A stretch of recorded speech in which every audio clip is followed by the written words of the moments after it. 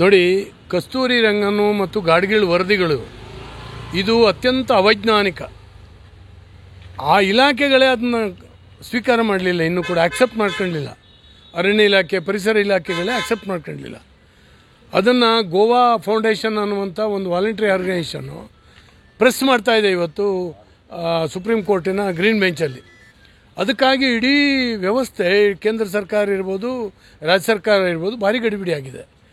ಆದ್ದರಿಂದ ಖಂಡಿತವಾಗೂ ಪಶ್ಚಿಮ ಘಟ್ಟದ ಈ ಭಾಗದಲ್ಲಿ ಬದುಕ್ತಾ ಇರುವಂಥ ನಮ್ಮ ಬದುಕಿಗೆ ಬಹಳ ದೊಡ್ಡ ಮಾರಕ ಅದು. ಈಗಾಗಲೇ ಇರುವಂಥ ಅರಣ್ಯ ಕಾಯ್ದೆಗಳು ಅರಣ್ಯ ಉಳಿಸಲಿಕ್ಕೆ ಬೇಕಾದಷ್ಟು ಸಾಕು.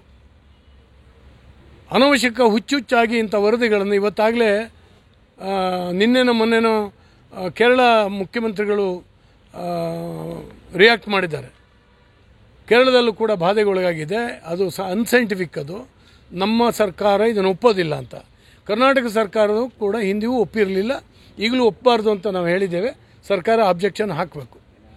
ಎಲ್ಲಕ್ಕಿಂತ ಹೆಚ್ಚಾಗಿ ನಮಗೆ ಅನಗತ್ಯ, ಅದು ಅನಗತ್ಯ. ಯಾರ್ದೋ ತೀಟೆಗೆ ನೇಮಕ ಆಗ್ತದೆ, ಆಯೋಗ ನೇಮಕ ಆಗ್ತದೆ, ಇದನ್ನ ರಿಪೋರ್ಟ್ಗಳನ್ನು ಕೊಡ್ತಾರವರು, ಅದನ್ನು ತಗೊಂಡೋಗಿ ಸುಪ್ರೀಂ ಕೋರ್ಟಿಗೆ ಹಾಕ್ಕೊಳ್ತಾರೆ ಅಂತ ಹೇಳಿದ್ರೆ ಇದು ನಮ್ಮ ಜೀವದ ಜೊತೆಗೆ ಚೆಲ್ಲಾಟ ಆಡುವಂಥ ಒಂದು ಕ್ರಮ. ಯಾವ ಕಾರಣಕ್ಕೂ ಒಪ್ಪಿಗೆ ಇಲ್ಲ. ನಂದಂತೂ ಕಟ್ಟರ್ ವಿರೋಧ ಇದೆ. ಮಲೆನಾಡಿನ ಜನರಿಗೆ ಖಂಡಿತವಾಗೂ ಇದು ಬದುಕಿಗೆ ಮಾರಕ ಇದು. ಇದನ್ನು ಖಂಡಿತ ಹೋರಾಟ